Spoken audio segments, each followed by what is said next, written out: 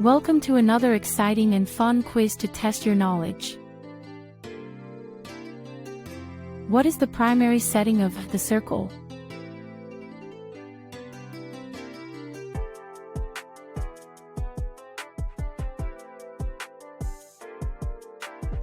The primary setting is a tech company called The Circle. Who is the protagonist of the story?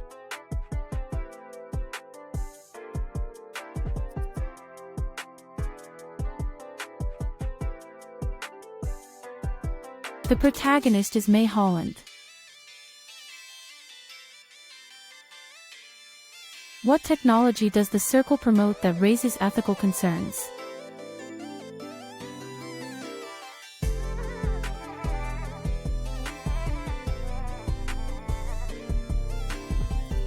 The Circle promotes technology for full transparency and surveillance, including sea change cameras.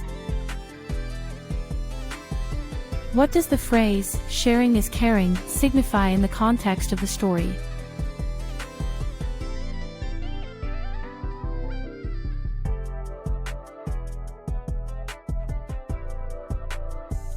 It signifies the culture of constant sharing and openness that the Circle advocates. What ultimate decision does May make about her life and privacy by the end of the novel?